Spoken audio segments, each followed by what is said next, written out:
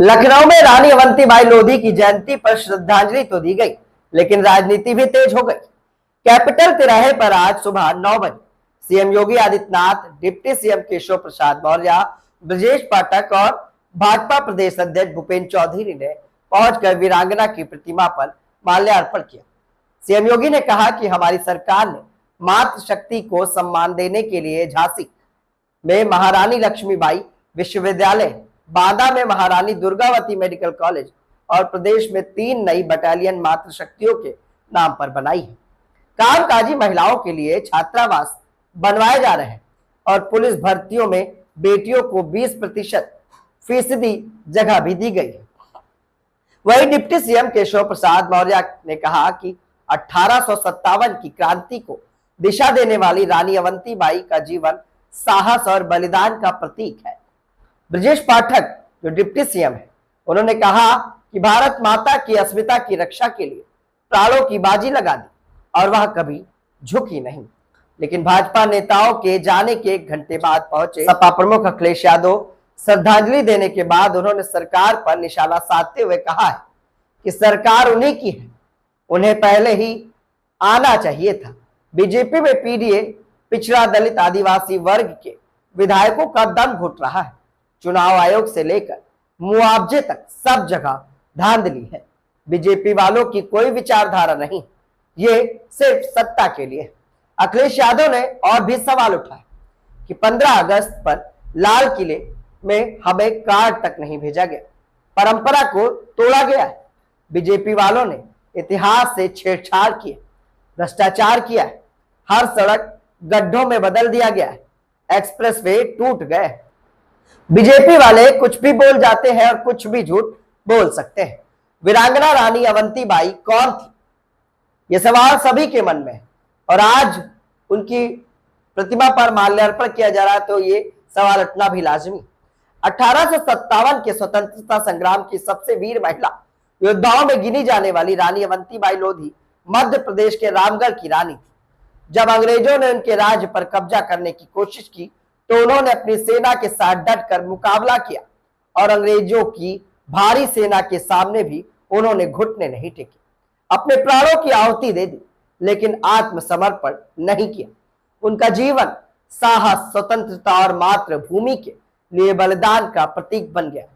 अब बड़े सवाल आते हैं, क्या आज श्रद्धांजलि कार्यक्रम मातृशक्ति के सम्मान का मंच था या सियासत का अखाड़ा था? श्रद्धांजलि में कौन पहले पहुंचा और कौन बाद में, क्या यही सबसे बड़ा मुद्दा था? पीडीए और पिछड़े दलितों आदिवासियों की राजनीति के बीच वीरांगना अवंतीबाई की असली प्रेरणा कहीं खो तो नहीं रही है? और क्या आज के नेता उनके बलिदान से सचमुच प्रेरणा ले रहे हैं या सिर्फ उनके नाम पर राजनीति कर रहे हैं? वीरांगना अवंतीबाई ने अपनी जान देकर अंग्रेजों को चुनौती दी थी। आज सवाल यह है कि क्या उनके नाम पर हो रही राजनीति और उनके बलिदान के साथ न्याय हो रहा है? आइए आपको दिखाते हैं अखिलेश यादव, योगी और डिप्टी सीएमओ का ये बड़ा बयान। उसके साथ साथ हमारा सवाल भी आपको समझ में आ गया होगा। आइए आपको दिखाते हैं हमारी ये खास रिपोर्ट। मित्रों, महान वीरांगना अवंतीबाई लोधी जी का आज 195वां पावन जयंती का कार्यक्रम है। इस अवसर पर महान वीरांगना अवंतीबाई लोधी जी की स्मृतियों को नमन करते हुए मैं विनम्र श्रद्धांजलि अर्पित करता हूं। वीरांगना अवंतीबाई लोधी जी ने भारत की स्वाधीनता के लिए उस समय की तानाशाही पूर्ण हुकूमत को उखाड़ने के लिए एक बड़े संघर्ष को नेतृत्व प्रदान किया था। उनका वह संघर्ष मातृभूमि के लिए उनका ये बलिदान हर भारतवासी के लिए एक प्रेरणा है। और इसीलिए डबल इंजन की सरकार ने वीरांगना अवंतीबाई लोधी के प्रति श्रद्धा और सम्मान का भाव रखते हुए बदायूं में पीएसी की एक नई बटालियन की स्थापना की और वहां पर वीरांगना अवंतीबाई लोधी के नाम से इस नई बटालियन को, जो महिलाओं के लिए ही समर्पित है, प्रदेश की बेटियों के लिए समर्पित है, वह उनके नाम पर, और इस समय हमारी सरकार वहां पे अवंतीबाई लोधी जी का एक मूर्ति की स्थापना के कार्यक्रम को भी आगे बढ़ाई है। भारतीय जनता पार्टी नेतृत्व की सरकार आने के बाद मातृशक्ति के प्रति सम्मान व्यक्त करते हुए डबल इंजन की सरकार में, जहां भारत सरकार के सहयोग से महारानी लक्ष्मीबाई जी के नाम पर झांसी में केंद्रीय कृषि विश्वविद्यालय की स्थापना हुई, वहीं बांदा में महारानी दुर्गावती के नाम पर मेडिकल कॉलेज का भी नामकरण किया गया। 3 नई बटालियन प्रदेश के अंदर मातृशक्ति को समर्पित किया गया, जिसमें लखनऊ में वीरांगना उदा देवी के नाम पर, गोरखपुर में वीरांगना झलकारी बाई कोरी के नाम पर, और बदायूं में वीरांगना अवंतीबाई लोधी जी के नाम पर ये 3 नई बटालियन पीएसी की स्थापित हो रही हैं। इसके साथ ही आदरणीय प्रधानमंत्री जी की प्रेरणा से लोकमाता अहिल्याबाई होलकर की स्मृतियों को बनाए रखने के लिए प्रदेश के अंदर कामकाजी महिलाओं के लिए 7 स्थानों पर श्रमजीवी छात्रावास के निर्माण के कार्यक्रम को आगे बढ़ाने का काम किया गया है। ये नए छात्रावास कामकाजी महिलाओं के लिए एक सुरक्षित स्थल के रूप में उन्हें आसानी से अपने नौकरी के लिए, अपने रोजगार के लिए एक आश्रय स्थल के रूप में उन्हें आगे बढ़ने के लिए प्रेरित करेगी। उत्तर प्रदेश पुलिस बल में पिछले 8 वर्ष में 2,19,000 से अधिक पुलिस कार्मिकों की भर्ती हुई। इसमें 20% प्रदेश की बेटियां भर्ती हों, इसकी व्यवस्था की गई और आज पर्याप्त मात्रा में प्रदेश की बेटियां प्रदेश के अंदर मिशन शक्ति के अभियान को प्रभावी ढंग से आगे बढ़ाने का काम कर रही हैं।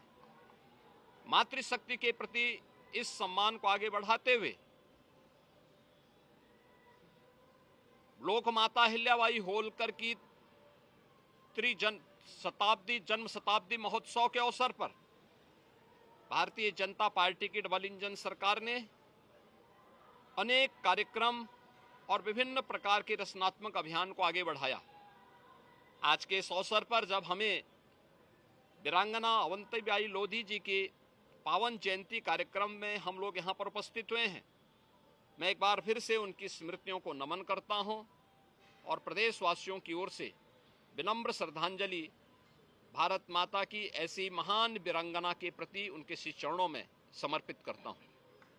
नहीं ले जा रहा है मंत्री भैया, अभी माल्यार्पण किया है अवंतीबाई लोधी को, रानी लक्ष्मीबाई बताया वो रात को सो नहीं पाए होंगे और जिसने भी ये कहा, मुझे नहीं पता कि किसने कहा, अगर ये बात कही है तो हो सकता है नींद पूरी नहीं हुई होगी भैया, लेकिन इस सरकार में तो सब कुछ बहुत अलग अलग हो रहा है भैया। मोदी जी ने कहा है कि ये जो जानवर है 3rd फ्लोर 4th फ्लोर में जा रहे हैं। आप सोचिए, जानवरों के लिए कई 100 करोड़ रुपए सरकार खर्च कर रही है। लेकिन खर्च नहीं हो रहा जी, इनकी जेब में जा रहा है। और उसका परिणाम ये है कि कई बार जानवर 1 मंजिल 2 मंजिल 30 मंजिल पे पहुंच जा रहे हैं। इसलिए गरीबी बेरोजगारी से लड़ाई बढ़ी है, महंगाई बढ़ी है, रोजगार है नहीं, नौकरी है नहीं, इलाज है नहीं, भ्रष्टाचार बढ़ा है। इनके मंत्री लोग भ्रष्टाचार कर रहे हैं और पीडीए के लोगों का दम घुट रहा है वहाँ पर बीजेपी में। पीडीए के लोगों का, चाहे वो विधायक हों चाहे और पद पर बैठे हों, उनका दम घुट रहा है, गला घुट रहा है। वो देखिएगा बहुत जल्दी भारतीय जनता पार्टी का साथ छोड़ देंगे।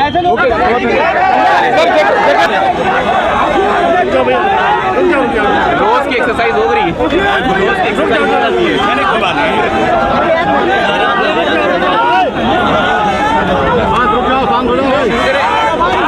भैया अवंती भाई लोधी की प्रतिमा पे माल्यार्पण करने आए। वीरांगना अवंती बाई, उनको याद करने आज सब लोग यहाँ पर मौजूद हैं। अरे यार, और हर वर्ष की तरह उनके सम्मान में हम सब लोग यहाँ पर इकट्ठे हुए हैं। वीरांगना अवंती बाई, उनका योगदान 1857 की आज़ादी की लड़ाई में बहुत बड़ा योगदान रहा। वीरांगना अवंती बाई और उस समय 1857 की लड़ाई अगर भारत जीत जाता और आज़ाद हो जाता तो आज भारत की तस्वीर कुछ और। कल ही 15 अगस्त हम लोगों ने मनाया और आज वीरांगना अवंती बाई को हम लोग याद कर रहे हैं, उनके योगदान को याद कर रहे हैं। उनसे लाखों लाख लोग हमेशा प्रेरणा लेते रहेंगे। आज़ादी की लड़ाई, स्वतंत्रता की लड़ाई और देश को और समाज को आगे बढ़ाने का संघर्ष हमेशा करते रहना चाहिए और जारी हमेशा रहेगा। हरियाणा में सरपंच चुनाव था, वहाँ पे शिकायत की गई। अवंती भाई प्रतिमा जी की माल्यार्पण करने झंडे भी हटाए गए पार्टी के। वीरांगना अवंती बाई लोधी का सम्मान सभी को करना चाहिए और सरकार के लोगों को विशेष इसलिए करना चाहिए कि संसाधन उन्हीं पर है। समाज और खासकर पीडीए का समाज अपने तमाम ऐसे महापुरुषों को और उनके योगदान को अगर पहचानेगा तो समाज और एकजुटता बढ़ेगी और इकट्ठा दिखाई देगा। सुप्रीम कोर्ट ने ईवीएम हरियाणा चुनाव की ईवीएम अपने पास बुलाई, जब उसको रिकाउंट किया गया तो हारे हुए प्रत्याशी 51 वोटों से जीता। ये इलेक्शन कमीशन में सवाल है कि नहीं सर, सरपंच चुनाव का? इलेक्शन कमीशन पर समय समय पर उंगलियां उठाई हैं और चाहे वो प्रधानी का चुनाव हो, विधानसभा का चुनाव हो, लोकसभा का चुनाव हो या अन्य चुनाव हो, ये इलेक्शन कमीशन की जिम्मेदारी बनती है कि निष्पक्ष चुनाव हो। निष्पक्ष चुनाव के साथ साथ इलेक्शन कमीशन की इंस्टीट्यूशन पे लोगों को और भरोसा बढ़े। इधर जो हम लोग देखते हैं कि इलेक्शन कमीशन के जो फैसले हैं, इलेक्शन कमीशन का जो काम करने का तरीका है, उससे लोग संतुष्ट नहीं हैं, अविश्वास पैदा हुआ है। अभी हाल ही में जो वोट चोरी, वोट डकैती को लेकर के बड़े पैमाने पर देश को इंडिया गठबंधन और खासकर जो बीजेपी से अन्य दल हैं, उन्होंने कोशिश की और उसका परिणाम ये हुआ कि सुप्रीम कोर्ट को भी उन बातों को मानना पड़ा जो विपक्ष कह रहा था। इलेक्शन कमीशन पे कई बार उंगली उठी है और यूपी के चुनाव में तो न जाने कितनी बार उंगली उठी है। ये तो पहला फेज था कि जहां हम अपना वोट बचा सकते हैं, अपनी वोटर लिस्ट में शामिल कर सकते हैं, ये पहला चरण है। लेकिन इसके बाद जो प्रशासन काम करता है, सरकारें जो काम करती हैं, उस पर इलेक्शन कमीशन कोई कार्रवाई नहीं करता। मुझे याद है कि जिस समय उंगली उठाई थी इलेक्शन कमीशन पर तो 18,000 वोटों का जो डिलीट किया गया था उनकी जानकारी इलेक्शन कमीशन को दी, एफिडेविट के साथ दी, लेकिन अभी तक इलेक्शन कमीशन ने एक भी अधिकारी के खिलाफ कार्रवाई नहीं की। अगर एक भी इलेक्शन कमीशन के खिलाफ कार्रवाई हो जाए, मतलब अधिकारी के खिलाफ इलेक्शन कमीशन कर दे कार्रवाई, तो मैं समझता हूँ कहीं भी वोट चोरी, वोट डकैती या इस तरह की लूट नहीं होगी। लेकिन सर अपने पास मंगा के काउंट कराइए, बाकी ईवीएम से सवाल नहीं ये कि हारा हुआ कैंडिडेट सुप्रीम कोर्ट के सामने जीत रहा है 51 वोटों से। देखिए, मशीन पर हमेशा सवाल खड़े होते हैं। टेक्नोलॉजी या इतनी फुल प्रूफ हो कि उससे बेईमानी ना हो सके। कई बार लोग वोट डाल करके आते हैं ईवीएम में और पता लगता है उन्हीं का वोट जीरो निकला। ये भी खबरें हम लोगों ने सुनी है। ईवीएम में पहले से वोट पड़ा हुआ है, इसकी भी खबर सुनी है। ईवीएम के इतने महीनों रखने के बाद बैटरी पूरी चार्ज कैसे दिखती है, इस पे भी सवाल खड़ा हुआ। इसलिए जो बैलेट का हमेशा मांग रही है, और अमेरिका की नकल करें, जापान की नकल करें और जर्मनी की नकल करें। जर्मनी में तो सरकार और वहाँ के सबसे सुप्रीम कोर्ट का ये फैसला है कि अगर ईवीएम से वोट पड़ेंगे तो अनकॉन्स्टिट्यूशनल होगा, तो इसलिए बैलेट के से वोट पड़ रहे हैं। वहाँ अमेरिका में भी बैलेट से वोट पड़ते हैं और वहाँ खुद किससे वोट डालना है ये चॉइस है। माउंटबेटन और कांग्रेस को पार्टीशन का जिम्मेदार ठहराया गया। एनसीईआरटी ने स्पेशल मॉड्यूल रिलीज किया था। देखिए, जब से भारतीय जनता पार्टी आई है सबसे ज़्यादा फर्जी काम बढ़ गए। जब से भारतीय जनता पार्टी आई है फर्जी काम बढ़ गए। आज ही मैं सुन रहा था यहीं पर पड़ोस में मुख्यमंत्री कह रहे कि डबल इंजन। अब इनके इंजन गिनो। मेयर एक इंजन, सांसद दूसरा इंजन, सांसद जी मंत्री हैं तो उनका भी एक इंजन छोटा सा, और प्रधानमंत्री वो इंजन, मुख्यमंत्री वो इंजन, डिप्टी सीएम वो इंजन, डिप्टी सीएम और एक और, तो इतने इंजन हैं। बताओ, इतने इंजन, और क्या कह रहे हैं कि डबल इंजन की सरकार। सच्चाई ये है कि न जाने कितने इंजन हैं, न जाने कितने इंजन हैं जो एक दूसरे को अब टक्कर मार रहे हैं। तो जब से भारतीय जनता पार्टी आई है फर्जी काम बहुत बढ़ गया है। और आप देखिए, दूसरे के काम को अपना काम बनाना, ये स्मार्ट सिटी है ना, कौन सी गली में कूड़ा नहीं है। और सोचिए नंबर 3 पर ये लखनऊ आया, नंबर 3 पर। कहा कि ये सफाई में और स्मार्टनेस में नंबर 3 पे है। बताओ, इतने इंजन होने के बाद अभी जल भराव हो गया, सीवर खुला था, मैनहोल खुला था, जान चली गई। और ऐसा नहीं केवल लखनऊ में हो रहा है, हर जगह ऐसी घटनाएं हो रही हैं और मिल रही हैं। सर, कांग्रेस को लेकिन पार्टीशन का जिम्मेदार एनसीईआरटी बता रहा है। देखिए, मैंने आपसे कहा कि बीजेपी, इनकी कोई विचारधारा नहीं है। बीजेपी की एक विचारधारा है कुर्सी पर बने रहना। और आपको मैंने कल भी कहा, फिर कहता हूँ, बात को फिर दोहराता हूँ, आप सब जानते हो। बीजेपी ने ये कहा जब उनकी पार्टी का गठन हुआ कि वो सोशलिस्ट रास्ते पे चलेंगे, सेकुलर रास्ते पे। आज वो सेकुलर रास्ते पे चल रहे हैं। क्या भेदभाव नहीं है उनके अंदर, उनकी विचारधारा के अंदर? और सोशलिस्ट रास्ते पे चलने की बात कही, क्या सबसे ज़्यादा उद्योगपतियों को, बड़े लोगों को नहीं बढ़ावा दे रहे हैं? आज गरीब और खासकर पीडीए, पिछड़ा, दलित, आदिवासी, इनके साथ जिस पैमाने पर भेदभाव हो रहा है, आप और हम लोग कल्पना नहीं कर सकते। सब बीजेपी आरोप लगा रही है कि राज्यसभा के एलओपी और लोकसभा के एलओपी इंडिपेंडेंस डे के कार्यक्रम में नहीं गए। ये कांग्रेस की एक नई तरह की राजनीति जिसमें वो इंडिपेंडेंस डे जैसे प्रोग्राम को बॉयकॉट कर रहे हैं। हमें तो बुलाया तक नहीं यहाँ पर। अरे दूसरों को आप कह रहे हो, हमें तो कार्ड तक नहीं भेजा सरकार के लोगों ने, जबकि ये परंपरा कभी नहीं थी भैया कार्ड ना भेजा जाए। लेकिन कार्ड तो हमें भी नहीं मिला, पता नहीं किस पते पे भेज दिया इन लोगों ने। ये गंभीर